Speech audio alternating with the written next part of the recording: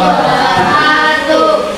Sebelumnya terima kasih kepada dosen pengampu mata kuliah Ilmu Kurikulum dan Pembelajaran, yaitu Ibu Nina Kurnia.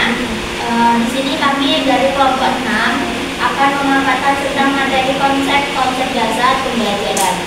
Sebelumnya perkenalkan, nama saya Iqbal Hasanah dengan NPM A1M 02308 dan rekan saya Belajar Isa dengan NPM 18. Saya Adia Rahmadani dengan NPM 42. Baik, itulah tadi perkenalan singkat dari kami. Selanjutnya kami akan masuk ke materi yang pertama, yaitu tentang pengertian. Apa sih pengertian dari konsep dasar pembelajaran itu? Belajar menurut para ahli itu yang pertama itu menurut Muhammad Fadli Sutino, yaitu belajar adalah suatu proses usaha yang dilakukan oleh seseorang untuk mengedepankan suatu perubahan yang baru sebagai hasil pengalamannya sendiri dalam interaksi dengan lingkungannya. Dalam hal ini, perubahan adalah suatu yang dilakukan secara sadar, disengaja, dan bertujuan untuk memperoleh suatu yang lebih baik dari sebelumnya. Namun menurut tulisan Hakim, definisi belajar adalah suatu proses perubahan di dalam kepribadian manusia yang ditunjukkan dengan tingkah laku seperti peningkatan kecakapan, pengetahuan, sikap, dan kebiasaan pemahaman, serta tidak lupa keterampilan daya pikir dan kemampuan lainnya. Selanjutnya itu menurut Skinner, yaitu pengertian belajar adalah suatu proses adaptasi atau penyesuaian diri tingkah laku yang dilakukan secara progresif. Kemudian ada juga menurut Morgan bahwa belajar adalah suatu perubahan yang terlatih dalam menetapkan tingkah laku sebagai akibat ataupun hasil pengalaman yang telah lalu. Kemudian menurut Hilcock dan Bowen, pengertian belajar adalah perubahan tingkah laku seseorang terhadap suatu situasi tertentu yang disebabkan oleh pengalamannya yang berulang-ulang. Pengalaman yang berulang-ulang dari situasi tersebut.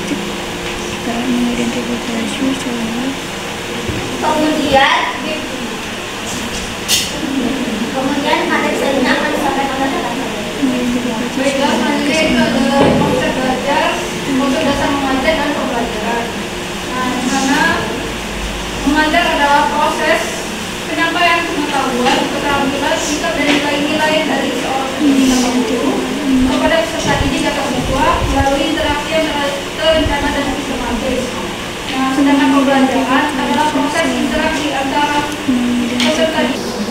Baiklah, kemudian pembelajaran adalah proses interaksi antara peserta didik atau siswa dengan pendidik, guru, dan sumber belajar di lingkungan belajar untuk mencapai tujuan tertentu. Pembelajaran ini tidak hanya terbatas pada pengajaran atau penyampaian materi, tetapi juga mencakup bagaimana siswa mengkonstruksi pengetahuan, mengembangkan keterampilan, dan membentuk sikap atau nilai-nilai.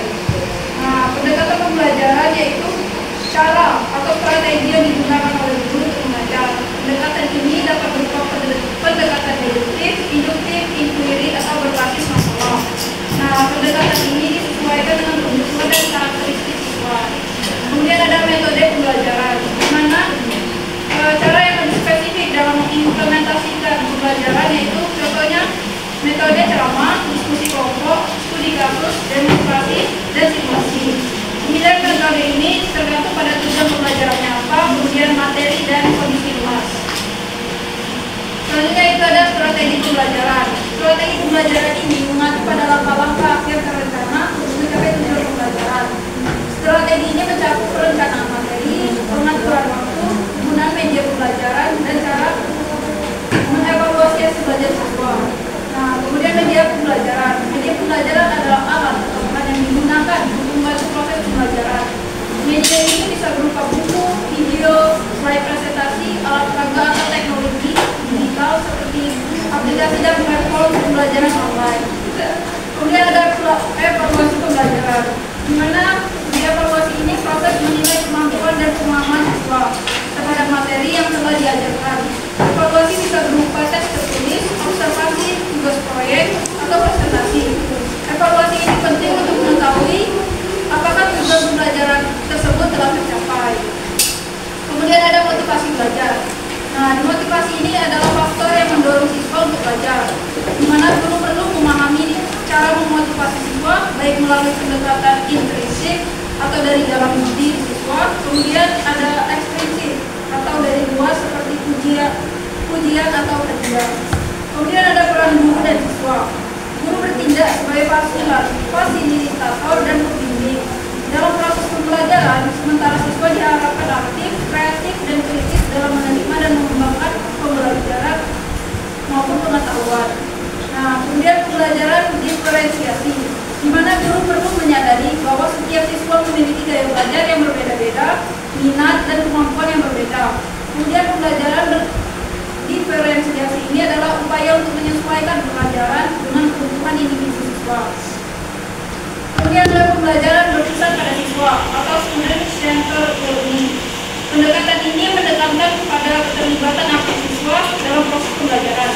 Nah, siswa didorong untuk mengeksplorasi, berdiskusi, dan bekerja sama dalam menemukan pemahaman baru. Nah, kemudian ada pendekatan pembelajaran kolaboratif dan kooperatif. Nah, pendekatan ini melibatkan kerjasama antar siswa dalam kelompok untuk mencapai tujuan pembelajaran. Nah, di mana pendekatan ini membantu mengembangkan keterampilan siswa, sosial, dan pemecahan masalah. Selanjutnya saya kembali ke Selanjutnya akan disampaikan oleh rekan saya yaitu Alia pada Alia. Baik, di sini saya akan menjelaskan mengenai hasil belajar. Nah, jadi hasil belajar itu mengacu pada yang namanya perubahan yang terjadi pada peserta didik, di mana perubahan ini itu dapat dilihat setelah siswa itu melakukan yang namanya proses pembelajaran, sehingga bisa didapatkan hasil pembelajaran. Nah, untuk hasil pembelajaran sendiri itu dibagi lagi menjadi 3, di mana yang pertama itu ada kognitif, afektif, dan psikomotor, di mana masing-masing ini tuh mencakup aspek yang berbeda dari pembelajaran hasil belajar, baik kognitif, afektif, dan juga psikomotor. Nah, pembelajaran itu dalam berbagai aspek itu mencakup pengetahuan, yaitu kognitif, sikap atau afektif, dan juga keterampilan atau psikomotor. Guru atau pendidik itu memiliki peran penting seperti merancang pembelajaran yang mencakup 3 dominan ini untuk mengembangkan peserta didik secara holistik. Untuk yang pertama itu ada hasil belajar kognitif atau hasil belajar pengetahuan, di mana hasil belajar kognitif ini itu berkaitan dengan aspek pengetahuan, di mana pemahaman, keterampilan, dan juga berpikir. Taksonomi dari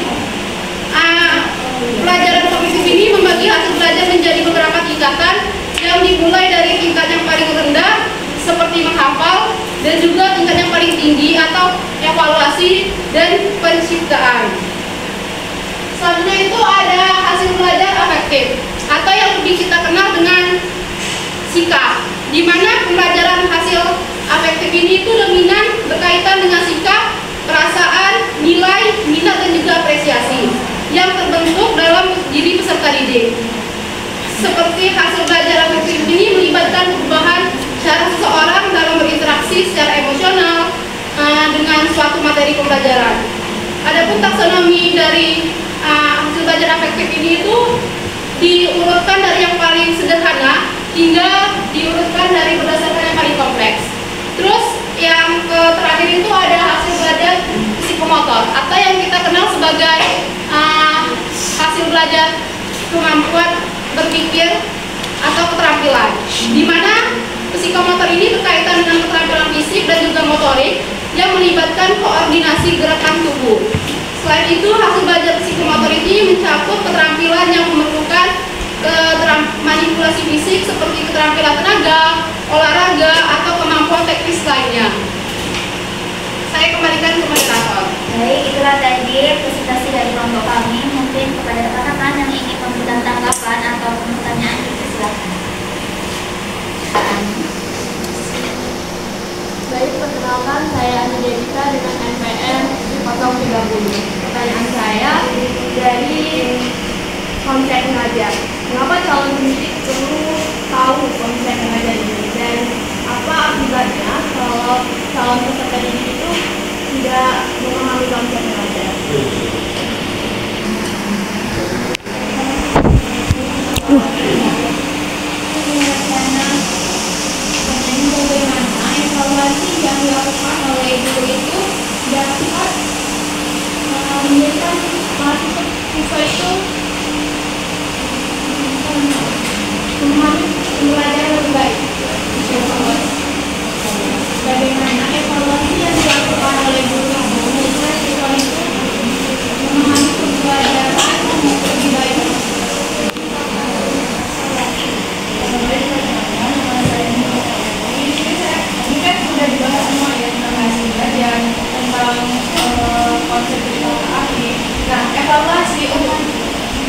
kurikulum nggak bisa berbeda dengan kurikulum. Ya, kurikulum pembelajaran, pendidikan. Nah, ketika nanti kalian jadi guru, apa yang ingin kalian tambahkan atau apa yang ingin kalian hal baru saat kalian mengajar dari sini? Misalnya untuk meningkatkan pemahaman siswa. Jadi kan di sini sudah apa ya? Dari hasil belajar nih, dari semuanya di sini ya. Apa yang nanti ketika kalian menjadi guru, apakah inovasi yang bisa kalian berikan kepada siswa? Kan apalagi kalau IPA itu kan mudah-mudah sulit untuk dipahami. Nah, apa yang akan kalian berikan? Ini kami akan menjawab pertanyaan-pertanyaan yang telah diberikan teman-teman kepada kami. Untuk pertanyaan yang pertama itu mengapa konsep dasar penting untuk peserta didik dan apa akibatnya kepada peserta didik yang tidak memahami konsep dasar. Nah, konsep dasar itu sangat penting bagi peserta didik karena dalam konsep dasar itu memiliki fungsi yang signifikan terhadap pembelajaran. Konsep dasar itu dijadikan sebagai landasan suatu pemahaman ataupun tentang materi yang akan disampaikan. Kemudian dari konsep dasar itu tadi membangun pemahaman yang lebih kuat. Ketika kita sudah mengetahui konsep atau tujuan yang ingin dicapai di suatu pembelajaran, maka pemahaman atau pengetahuan dari peserta didik itu akan lebih terinci. Kemudian dari konsep dasar itu tadi meningkatkan kemampuan berpikir siswa. Karena sudah mengetahui tujuan yang ingin dicapai, maka dari konsep-konsep dasar seperti pembelajaran, media pembelajaran, atau strategi pembelajaran dapat meningkatkan kemampuan berpikir siswa.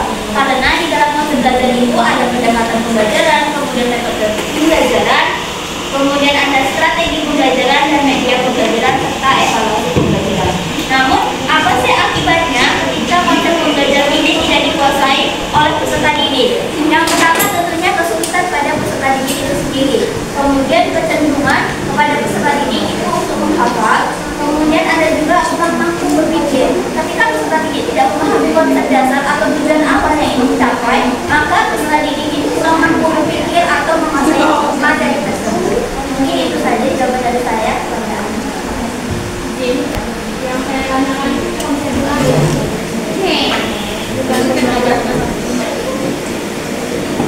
Konsep mengajar, kenapa calon guru harus punya konsep mengajar pembelajaran?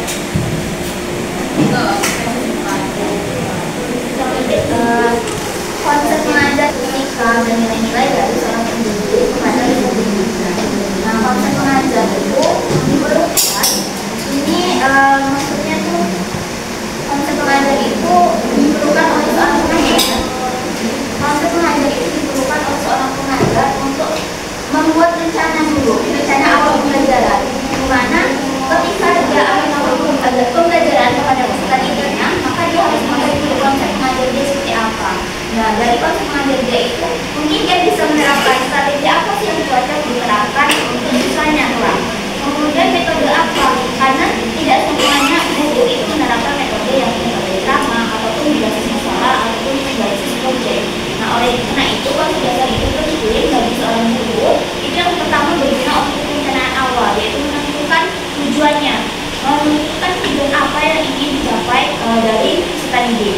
Kemudian konsep dasar juga berperan dalam materi apa yang akan disampaikan pengajar kepada peserta didik. Ketika konsep dasar mengajar itu sudah tahu, maka materi apa yang akan disampaikan peserta didik itu, materi apa yang akan disampaikan guru itu kepada peserta didik akan mudah dipahami. Kemudian dari konsep mengajar tadi, 4 komponen kemarin itu merupakan rencana yang paling pas digunakan untuk konsep mengajar. Kemudian kalau akibatnya ketika guru itu tidak mengetahui konsep mengajar, tentunya yang pertama guru itu kesulitan menghadapi siswa-siswanya. Kedua, guru itu akan kebingungan ketika mengajar suatu materi karena dia tidak memiliki tujuan yang ingin dicapai, kemudian materi yang ingin dicapai, dan strategi yang mungkin dia gunakan tidak sesuai dengan materi yang akan disampaikan, sehingga mungkin proses pembelajaran mengakibatkan peserta didik tidak paham, kemudian peserta didik peserta didik itu tidak paham, kemudian peserta didik itu mungkin sukanya bermain ketika dikasih metode pembelajaran yang cenderung ramah ataupun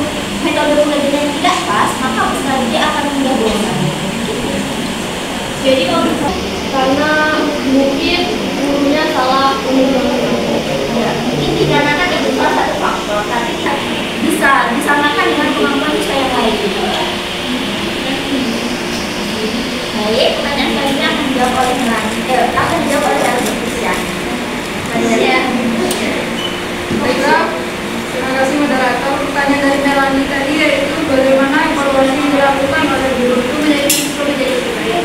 Nah, pada materi yang mereka disampaikan tadi, di mana proses evaluasi itu menilai kemampuan dan pemahaman siswa terhadap materi yang telah diajarkan. Evaluasi berupa tertulis, observasi, tugas proyek, atau presentasi. Nah, evaluasi ini penting untuk mengetahui apakah tujuan pembelajaran telah tercapai. Nah, evaluasi yang dilakukan oleh guru bisa menjadikan siswa lebih baik karena berfungsi sebagai alat yang membantu siswa memahami kekuatan dan kelemahan mereka, di mana juga memberikan arahan untuk perbaikan.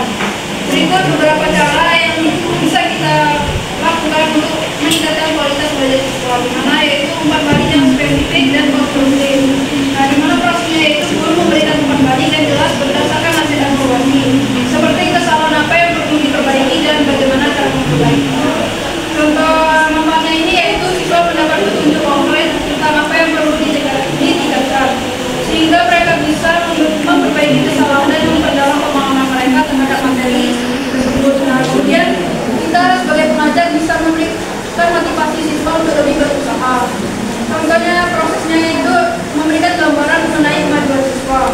Jika hasil evaluasi positif, nah, bisa meningkatkan rasa percaya diri siswa. Kemudian sebaliknya, jika hasilnya belum memuaskan, siswa termotivasi untuk belajar lebih giat. Kemudian manfaatnya yaitu siswa termotivasi untuk mencapai target yang lebih tinggi, baik dalam tugas maupun ujian berikutnya. Kemudian siswa membantu mengenali cara belajar yang efektif, di mana kita sebagai guru dapat menggunakan hasil evaluasi untuk mendiskusikan dengan siswa tentang strategi belajar yang mereka gunakan dan cara-cara yang lebih efektif untuk mempelajari materi tertentu. Nah, manfaatnya siswa menjadi lebih sadar akan gaya belajar mereka sendiri dan dapat mengubah pendekatan jika cara sebelumnya tidak efektif, sehingga belajar menjadi lebih baik. Gitu. Selanjutnya itu pertanyaan dari saudara yang terjawab oleh Alia.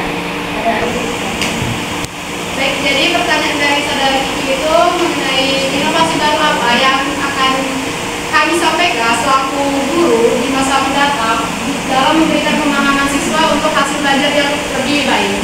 Seperti materi yang sudah saya sampaikan tadi, hasil belajar itu kan mencakup 3 aspek. Yang pertama itu ada kognitif, afektif, dan juga psikomotor. Dari ketiga aspek itu tadi, kita bisa mengembangkan suatu inovasi baru. Di mana perlu kita ketahui bahwasanya kita ini sudah di zaman teknologi kemajuan. Jika kita sudah menjadi guru, itu mungkin bisa di tahun 2030-an, di mana kita ketahui saat ini aja teknologi itu sudah canggih, apalagi untuk tahun-tahun berikutnya. Seperti kita bisa menerapkan artificial intelligence atau AI, di mana itu dapat membantu pemahaman siswa dan juga memberikan inovasi yang baru. Selain itu kita dapat menggunakan inovasi berupa produk ciptaan orang-orang hebat, seperti kita dapat menggunakan pembelajaran dengan menggunakan metode papan tulis. Itu sudah bisa kita gerakan tanpa harus menulis. Jadi kita sebagai seorang guru itu sudah tidak payah lagi dalam menjelaskan pelajaran itu secara menulis di papan tulis. Itu merupakan salah satu contoh dari kemajuan teknologi sekarang. Mungkin banyak sekali inovasi-inovasi baru yang dapat kita gunakan atau kita terapkan pada saat mengajar. Seperti penggunaan teknologi robotik, di mana kan sekolah-sekolah canggih itu biasanya sudah ada yang namanya pembuatan robotik. Seperti sekolah-sekolah internasional, kalau di Bengkulu mungkin seperti SDIT, SMPT, seperti itu mungkin mereka sudah maju. Tapi di sini tuh menjadi kendala bagi kita kalau kita mengajar di suatu sekolah yang letaknya itu pelosok atau di daerah terpencil. Nah, itu mungkin menjadi hambatan dan juga tantangan kita, karena kita tidak bisa menggunakan kemajuan itu secara langsung, dimana kita harus memberikan pengajaran itu secara bertahap dan secara perlahan. Mungkin itu yang dapat saya sampaikan. Apakah dari saudari Kiki ada tanggapan dari masukan?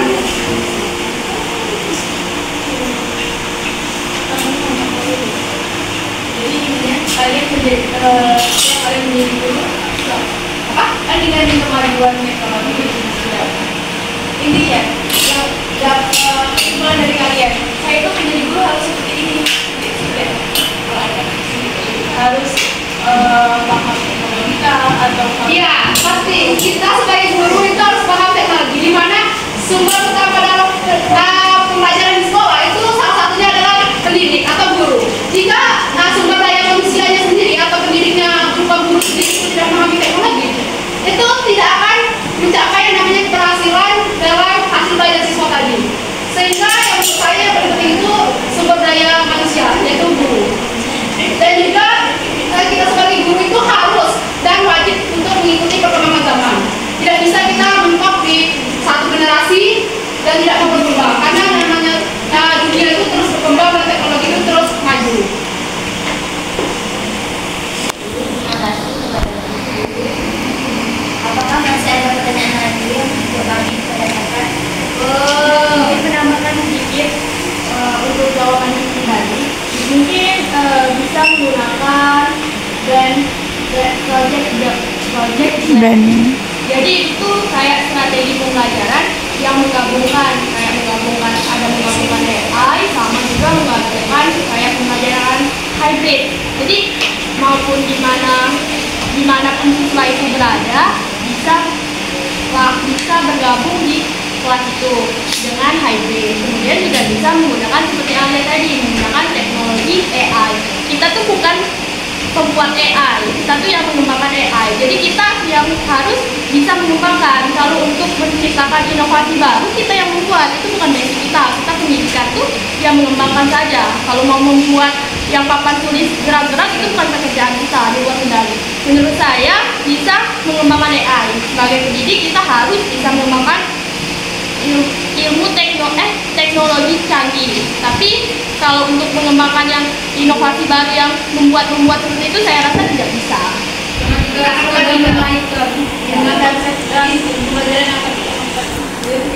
Ya tadi mengembangkan, maksudnya membuat inovasi baru itu dari teknologi kita bisa membuat. Bagaimana kita bisa mengembangkan? Membuat itu bukan berarti kita seperti membuat papan tulis yang bergerak. Memang tidak bisa. Bukan basic kita di situ. Jadi saya minta itu inovasi yang bisa kalian buat untuk lebih memahami siswa dengan dari teknologi tadi, bukan kalian membuat tentang papan bergerak atau bagaimana itu. Untuk pertanyaannya mungkin lebih diperjelas, mungkin diberi contoh misal sepertinya papan tulis bergerak itu bagaimana kalian mengembangkannya. Mungkin itu kan bisa lebih memahami maksud dan tujuan dari itu. Izin menambahkan juga, ditambahkan juga pengarahan awal yang tidak bentrok ke sana kemari. Kalau sini kan kita pikirnya tentang perencanaan teknologi yang canggih, bukan inovasi. Kalau inovasi baru ya kita cuma bisa untuk mengembangkan.